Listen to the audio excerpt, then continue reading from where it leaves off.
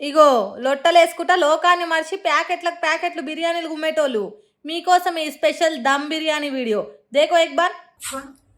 ఎంత బాగా చెక్కారు ना कालो एक बार कालो एक बार कालो अरे पूरा देखो ये फ्रिज बोलते क्या भैया ये अब अब अब अब अब अब अब अब कैसा बेचो देखो ఎంత గలీజ్ అంటే బిర్యానీలు ఎంత మోసం ప్రజలు మోసం చేస్తున్నారట స్టాక్ మెయింటైన్ చేసి మొత్తం ఎన్ని బిర్యానీ భయ్యా ये कौन खा सकते बोलो बोलो इधर सामान दो అర్థమైందా సీన్ ఏ లెవెల్ ఉందో పాపం బగ్గా ఆకలై బిర్యానీ ఆర్డర్ పెట్టుకుంటే రాత్రి మిగిలిపోయిన బిర్యానీ ఇచ్చిరట ఇక తిక్కలేసి హోటల్ లోపలికి పోయి లొల్లి పెడితే కొత్త కొత్త అస్సలు నిజాలు బయట పడ్డాయి మళ్ళీ దేడనో ఊరు బయట కూడా కాదు హైదరాబాద్ నడీపట్నంలోనే రాత్రి మిగిలిపోయింది ఫ్రిడ్జ్లో పెట్టి దాన్ని మళ్ళా తెల్లారి వేడి చేసి అమ్ముతుర్రట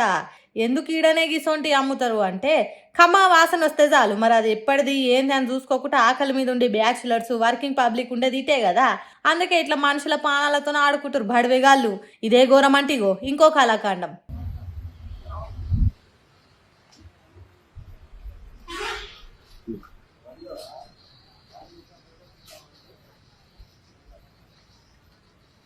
మైలవట్టిన బట్టలను సర్పి నీళ్ళల్లో నానబెట్టి దొక్కినట్టు ఎట్లా దొక్కుతుండో కదా ఏంటి ఇవి అని చూస్తుర్రా